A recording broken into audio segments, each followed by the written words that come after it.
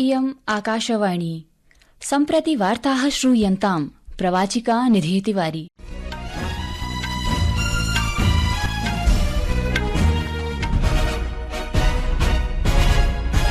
आदौ प्रमुखाः वार्ताः। राष्ट्रपतिः द्रौपदी मुर्मुः प्रोक्तवती यत् विश्वस्य अनेकेषु भागेषु अशान्तिः व्यावृता अस्ति। यदा मानवीयमूल्यानि अपि अपचितानि भवन्ति तदा शान्ति एकतयोः महत्त्वम् इतोपि संवर्धितमस्ति। प्रधानमन्त्री नरेन्द्रमोदी अद्य नवदिल्ल्यां कौटिल्य आर्थिक सम्मेलनं सम्बोधयिष्यति। श्वो भविष्यमाणाय एकस्मै चरणाय हरियाणा विधानसभा निर्वाचनाय सर्वा व्यवस्थाः सम्पादिताः। सर्वोच्च न्यायालयेन तिरुमाला तिरुपति मन्दिर परिसरे प्रसाद मोदकानां विनिर्माणे मिश्रित घृतस्य उपयोग विषयिक पर्यवेक्षणाय स्वतन्त्रस्य विशिष्टान्वेषणदलस्य संघटनाय आदेशो दत्तः। अपि च महिलानां 20x20 क्रिकेट विश्वचषक प्रतिस्पर्धायाम् अद्य दुबय्यां भारतस्य प्रथमं द्वन्द्वं न्यूजीलैण्ड-दलेन साकं भविष्यति। इदानीं वार्ताः विस्तरेण। राष्ट्रपतिः द्रौपदी मुर्मुः प्रोक्तवती यत् आध्यात्मिक प्रवृत्तया न केवलं व्यक्तिगत जीवनस्य अपितु समाजभूमि सम्बद्धानां अनेकासां समस्यानां समाधानम् अन्वेष्टुं शक्यते। राष्ट्रपतिः अद्य राजस्थानस्य आबू रोड स्थिते ब्रह्मकुमारीज संस्थाने स्वच्छ स्वस्थ समाजाय आध्यात्मिकतायाम् आधारितस्य समायोजितस्य च वैश्विक शिखर सम्मेलनस्य औद्घाटनिक सत्रं सम्बोधयन्ती आसीत्। अनया अत्रावसरे प्रोदीरितं यत् विश्वस्य अनेकेषु भागेषु अशान्तिः व्यावृतास्ति। मानवीय मूल्यानि अपि अपचितानि भवन्त्येव। तावत् एतादृशेषु परिस्थितिषु शान्ति एकतयोः महत्त्वम् इतोपि संवर्धितमस्ति। राष्ट्रपतिना अग्रे कथितं यत् समग्र विश्वम् अद्यत्वे समये ग्लोबल वार्मिंग इति भूमण्डलीय उष्णतां पर्यावरण प्रदूषणस्य दुष्प्रभावान् च अभिमुखीकरोति। ततः एतस्मिन् समये अस्माकं कर्तव्यमिति भवेदिति यत् अस्माभिः ईदृशः सङ्कटान् अपाकर्तुं सर्वविध प्रयासाः करणीयाः। मनुष्याणां पुण्यकर्माणि एव फलोत्पादकानि भवन्त्येव। जो क्लाइमेट चेंज हो रहा है वो भी आहिस्ता आहिस्ता सुधर जाएगा। ये जल वायु जो प्रदूषित हो रहा है, मुझे लगता है आहिस्ता आहिस्ता प्रदूषण होना बंद हो जाएगा। लेकिन सभी परिवार, सभी लोग एक एक पेड़ अपने माँ के नाम हर साल एक एक पेड़ लगाएंगे तो मुझे लगता है जो परिस्थिति आज दिखाई दे रहा है वो परिस्थिति आहिस्ता आहिस्ता सुधर जाएगा। प्रधानमन्त्री नरेन्द्र मोदी अद्य नवदिल्ल्यां कौटिल्य आर्थिक सम्मेलनं सम्बोधयिष्यति। सम्मेलनमिदम् अक्टूबर मासस्य 6 दिनाङ्कं यावत् प्रचलिष्यति। वित्तमन्त्रिणा निर्मला सीतारमण इत्यनया सम्मेलनमिदम् उद्घाटितम्। अस्य वर्षस्य सम्मेलनमिदं हरित परिवर्तनस्य वित्तपोषण भू आर्थिक विखण्डन विकास सादृशेषु विषयेषु केन्द्रितम् आसीत्। अन्ताराष्ट्रिय विद्वद्भिः समं भारतीय विद्वांसः नीतिनिर्मातारश्च भारतीय अर्थव्यवस्थया सह दक्षिणभुवः अर्थव्यवस्थायाः महत्वपूर्ण समाह्वानेषु विचारविनिमयं विधास्यन्ति। सर्वोच्च न्यायालयेन तिरुमाला तिरुपति देवस्थानम् इत्यस्मिन् मन्दिर परिसरे प्रसाद मोदकानां विनिर्माणे मिश्रित घृतस्य उपयोग विषयिक पर्यवेक्षणाय SIT इति विशिष्टान्वेषण दलस्य घटनाय आदेशो दत्तः। दले तस्मिन् केन्द्रीयान्वेषण विभागस्य 2 अधिकारिणौ, 2 आन्ध्रप्रदेश आरक्षिबलस्य अधिकारिणौ, एकश्च भारतीय खाद्य संरक्षा अथ मानक प्राधिकरणस्य अधिकारी भविष्यति। केन्द्रीयान्वेषणाभिकरणस्य निदेशकः पर्यवेक्षणस्य निरीक्षणं विधास्यति। सर्वोच्च न्यायालयेन अद्य प्रकरणस्यास्य सर्वविध श्रवणानन्तरम् उक्तं यत् एतेषु आरोपेषु प्रत्यारोपेषु च न किमपि लब्धम्।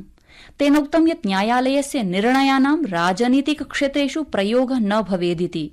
न्यायालयेन एतदपि स्पष्टीकृतं यत् कोटिशः श्रद्धालूनां भावनायाः शमनाय आदेशोऽयं प्रदत्तः अस्ति।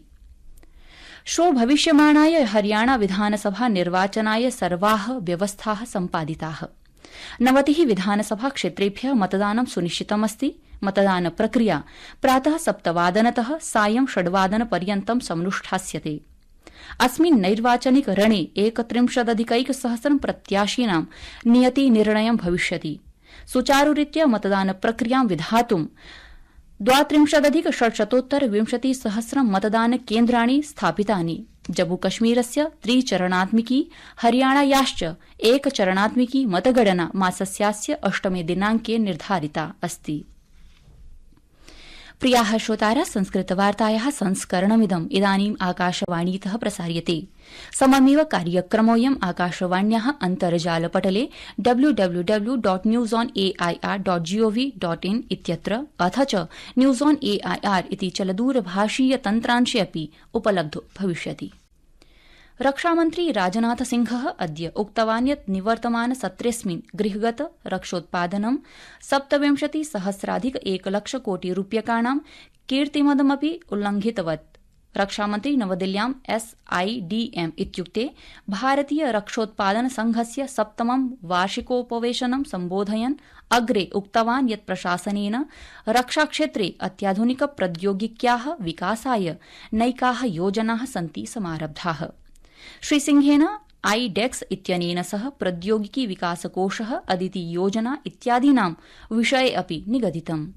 भारत अब डिफेंस एक्सपोर्ट की तरफ भी बहुत तेजी से अपने कदम बढ़ा रहा है। 2023-24 में भारत का डिफेंस एक्सपोर्ट 21,000 करोड़ को पार कर गया है। इसमें ज्यादातर एक्सपोर्ट प्राइवेट इंडस्ट्री से ही हुए। यह निश्चित रूप से हमारी अच्छी प्रगति है, लेकिन इसके बावजूद हमें अभी और भी बहुत कुछ करना है। जहां पर हम अपने डिफेंस प्रोडक्शन को इस अप्रोच के साथ देखें, कैसे हम इम्पोर्ट को और कम कर सकते हैं तथा एक्सपोर्ट को और बढ़ा सकते हैं, ताकि इन दोनों के बीच का जो डिफरेंस अभी बहुत ज्यादा है वो कम से कम किया जा सके।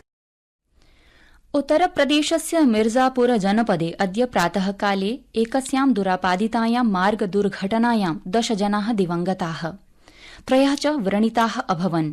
इयं दुर्घटना मिर्जापुर वाराणसी सीम्नि मिर्जा मुरादम निकषा जाता।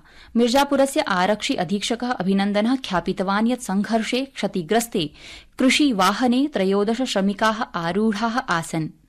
व्रणितजनानाम् उपचारः चिकित्सालये प्रचलति। राष्ट्रपतिः द्रौपदी मुर्मुः मृतान् प्रति शोकसंवेदनां प्रकटितवती। प्रधानमन्त्री नरेन्द्रमोदी मृतकानां परिजनेभ्यः 2 लाख अनुग्रहराशिम् उद्घोषितवान्।